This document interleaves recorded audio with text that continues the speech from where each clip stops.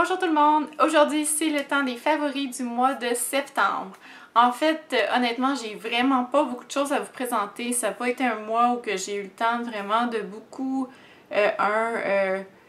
magasiner, et deux, ben je me suis fait vraiment le maquillage que j'ai présenté, là, le maquillage frais et naturel. Je vais mettre le lien dans la barre de description. Et je me fais ça vraiment tous les jours. Donc, il n'y a vraiment pas tellement de choses nouvelles que j'ai comme c'est additionné à ma collection de favoris. Des petites choses que je vais vous rappeler que c'est mes favoris parce que c'est une vidéo de favoris. Pour parler, ou peut-être pas, en tout cas, du Bye Bye Redness de It Cosmetics. Donc, si vous voulez voir dans ma dernière vidéo de favoris, vous pouvez aller voir qu'est-ce que je dis. Encore, ben vraiment, j'utilise ça tous les jours. Plus je le mets, plus je l'adore. J'arrête pas de le sentir. Ça, je trouve vraiment, comme je disais, l'odeur est pas super agréable, mais ça reste pas sur la peau. Je voulais juste rajouter quelques petits détails peut-être sur ce produit-là. C'est qu'il y a seulement une seule couleur. Donc, c'est la seule couleur. Moi, je suis NC 20-25 de MAC. Donc, moi, ça me convient une couche très très mince. Si j'en mets plus, ça devient trop foncé, mais de toute manière, on n'a vraiment pas besoin d'une couche épaisse. Ou si on peut utiliser ça juste sur les rougeurs et rien mettre sur le reste du visage ou mettre un fond de teint par-dessus. C'est vraiment multifonction. Donc, c'est vraiment super. Puis, bon, un pot comme ça se vend 32$ US. Et il n'y en a pas tellement. Il y a une 0.37 onces. Donc, mais ça n'en prend tellement pas beaucoup que vraiment, ça va quand même me durer quelques mois, je suis certaine. Puis, je recommande vraiment à tout le monde là, que le teint de peau fonctionne. Je comprends pas pourquoi ils ont juste une seule couleur. C'est un peu étrange. Je sais pas s'ils pensent que ça va à tout le monde, mais je pense pas que ça va aller à tout le monde. Si vous avez le teint très pâle, ça va avoir l'air un peu trop foncé. Puis si vous avez la peau foncée, ben en tout cas, je pense pas non plus que ça va fonctionner. Ils sont vraiment, c'est pour autour, je dirais, le NC ou NW, là, ça va pas vraiment, c'est très neutre. Autour 20, 25, peut-être 30, mais je dirais que 15, ça va être limite. En tout cas, vous pouvez l'essayer quand même. Donc, c'est ce que j'avais à dire là-dessus. Donc ensuite, d'autres favoris qui sont nouveaux cette fois-ci, c'est des pinceaux. Je m'en suis procuré deux de la nouvelle collection de Makeup Forever, dans la collection des pinceaux artisans. Donc, j'ai le numéro 144 qui est celui-ci.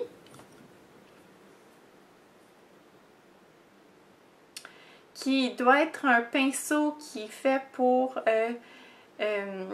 fixer le cache-cerne en dessous des yeux, comme ça.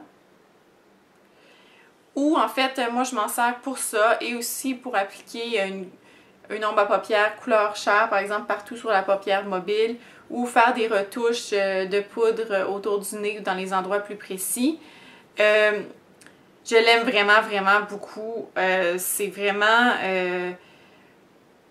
c'est en fibre synthétique. Je trouve que je suis contente qu'il ait sorti une collection de pinceaux Makeup Forever parce que c'est vraiment une excellente marque, mais je suis encore plus contente qu'ils ont sorti des pinceaux en fibre synthétique parce que je sais que Makeup Forever ils testent sur les animaux, donc fibre synthétique c'est comme... Je pense que ça redore un peu leur image de ce côté-là. Et puis ils sont très très doux et vraiment ça paraît pas, là, ils fonctionnent aussi bien que des pinceaux en fibre naturelle. Et aussi l'autre pinceau que j'ai, je pense que je l'aime encore plus que l'autre, tout simplement parce que j'utilise plus souvent ça que celui-là. Mais je l'aime vraiment lui aussi, là. Mais pour la fonction de celui-là, lui c'est le 242. Donc voici ce qu'il y a de l'air. C'est un pinceau pour estomper les fards. Mais si vous êtes là pas très bonne pour estomper dans le creux paupières ou que vous en mettez toujours trop, c'est le pinceau qu'il vous faut.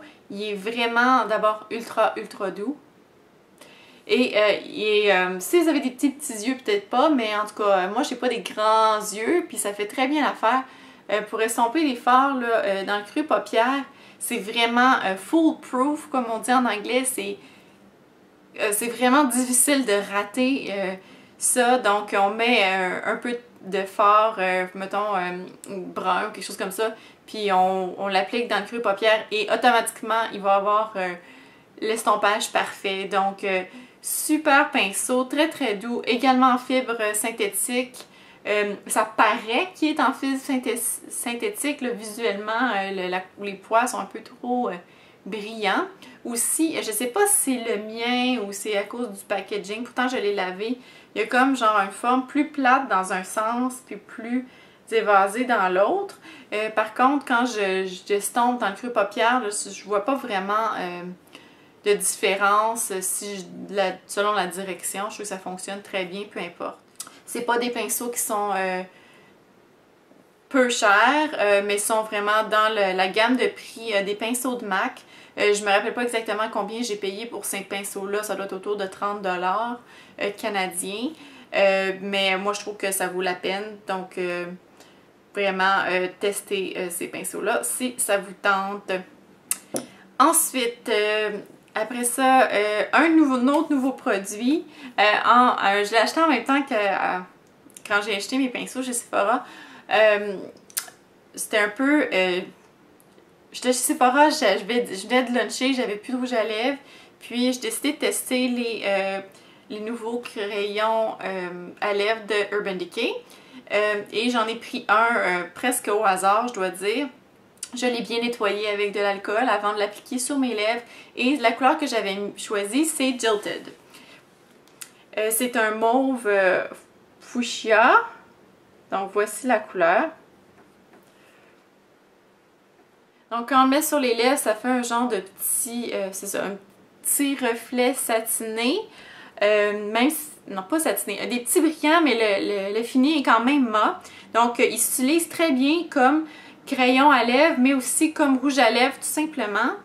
Ça va avoir un effet plus mat, puis par-dessus on vient appliquer un gloss. Il est très longue durée, vraiment, puis il s'applique super facilement, il est très crémeux. Je trouve que pour l'automne, c'est vraiment une super belle couleur. Et j'ai le rouge à lèvres que j'adore. Donc, si vous n'avez pas testé encore les nouveaux rouges à lèvres de Urban Decay, vous devez, en tout cas, créez-vous un besoin parce qu'ils sont vraiment extraordinaires. J'en ai deux et je vais définitivement m'en procurer plus. Donc, la couleur que j'ai aujourd'hui à vous présenter pour l'automne, c'est vraiment comme mon préféré. C'est Jilted également qui va avec le crayon. Et je dois vous dire que quand je suis allée chez Sephora, je savais vraiment pas que le crayon que j'avais choisi, que je trouvais que la couleur était la plus belle, c'était le même que ça. On dirait que je suis vraiment attirée vers ces couleurs-là cet automne. Donc voici le rouge à lèvres qui match, ou presque, là, avec le crayon. Donc je sais pas si vous voyez, peut-être pas parce que en personne, ce rouge à lèvres là, il y a un petit reflet bleuté. Il est également très très très crémeux, mais il dure de façon extraordinaire. Ensuite, comme je disais, j'ai pas grand chose à vous présenter, des vieilles affaires. Mais c'est un classique pour moi dès que l'automne revient. Je ressors mon fard de Tarte, mon fard à jus de Tarte, le Exposed. Donc, le voici. Vous l'avez probablement vu des centaines, des milliers de fois par plein de monde. Je trouve que c'est pour l'automne et l'hiver, c'est un fard génial. L'été, je l'utilise un peu moins, je dois vous avouer. Et ce que j'aime de ce fard-là, c'est que lorsqu'on l'applique partout sur la joue, je vais pas, c'est pas cette couleur-là que j'ai en ce moment, mais quand on l'applique ici comme ça, il fait vraiment comme un contour également. Donc, ben, je sais pas, peut-être que vous faites pas de contour tous les jours. Moi, j'en fais souvent. Donc, l'appliquer ici en arrière de la joue vient donner vraiment une super belle curve. Il vient amincir les joues. Donc, vraiment, j'aime que ça soit un 2 dans 1. Donc, très rapide et mon contour est fait. Donc, j'aime vraiment cette couleur-là pour l'automne. Et évidemment, ça va à tout le monde.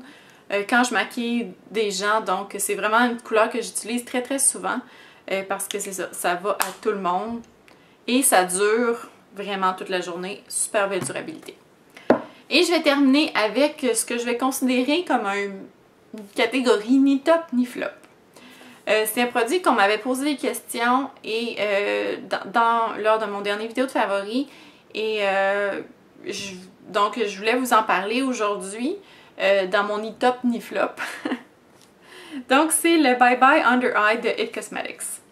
Donc voici comment ça se présente. Mon tube est comme déformé. Pas parce qu'il n'y a pas d'air dedans, là, mais c'est qu'il est vraiment fait comme ça. Donc voici comment ça se présente. Et la couleur que j'ai, c'est Light. Donc la plus pâle des trois. Il y a Light, Medium et Dark, je pense. Donc c'est la même compagnie là, qui fait le Bye Bye Redness. Ils viennent de sortir un Bye Bye, en tout cas quelque chose comme ça, mais pour le Under Eye. Je me rappelle plus du nom. Bye Bye Redness Under Eye. Je sais plus trop. En tout cas. Donc ici, il décrit aussi que c'est avec du collagène, de la vitamine C et D. Donc ça a des propriétés anti-âge également, tout comme ce produit-là. D'ailleurs, je peux pas vous dire que j'ai remarqué que j'ai l'air plus jeune depuis que je porte ça, mais bon, ça peut pas nuire. Hein. Donc pour ce produit-là, je vais revenir, j'ai plus de batterie, je vais brancher ma caméra. Le Bye Bye Under Eye, c'est un cache-cerne qui est vraiment très opaque. Il fonctionne très bien pour cacher n'importe quoi. C'est vraiment quelque chose là, qui apparemment peut être également utilisé comme fond de teint. Si vous avez vraiment des choses à cacher, des taches de naissance, des tatous, je dirais même, ça serait vraiment quelque chose qui fonctionnerait pour vous. Donc la couleur que j'ai, comme je disais, c'est Light. C'est la plus pâle et elle est très pâle et elle est aussi rosée. Donc j'ai mis mon crayon noir ici, juste pour faire le test, voir à quel point ça va cacher. Voilà. La couleur light, je dirais que ça fait pour les gens qui ont le teint assez pâle. Moi, je dis que c'est limite trop pâle pour moi. Probablement que le moyen aurait été plus approprié, mais à force de l'utiliser, je pense que je suis assez satisfaite avec cette couleur-là. Je trouve qu'il y a un effet aussi illuminateur en dessous des yeux, mais même si j'utilise pour cacher d'autres choses, je trouve que ça me dérange pas. Comme souvent, je peux le mettre ici, j'ai de la coupe rose autour du nez, donc ça vient pas comme ressortir du bord de nez blanc, ça fait juste vraiment bien cacher les choses. Pourquoi c'est un ni top ni flop pour moi? C'est que je lui reproche deux choses. D'abord, c'est que dans mon cas, je trouve qu'il va dans les plis de l'œil.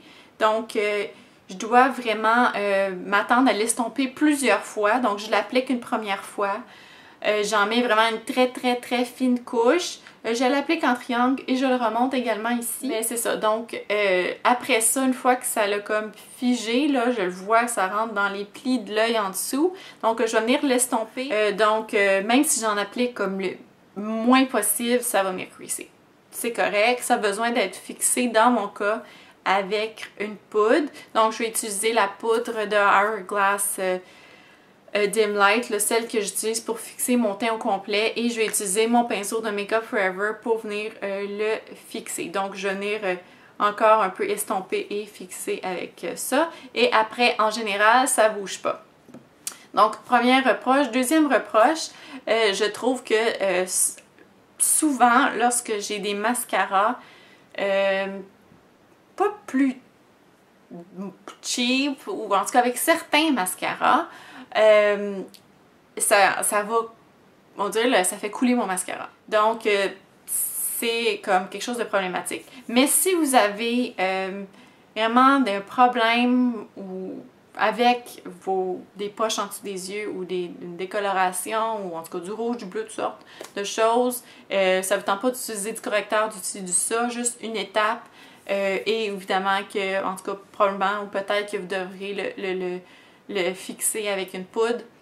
Je pense que je le recommande vraiment. Donc, mais pour quelqu'un comme moi qui n'a pas vraiment tant de choses à ça à cacher, Je trouve pas que c'est un produit qui est nécessaire à ma collection. Je vais quand même l'utiliser, je l'apprécie quand même, mais c'est probablement pas quelque chose que je rachèterais.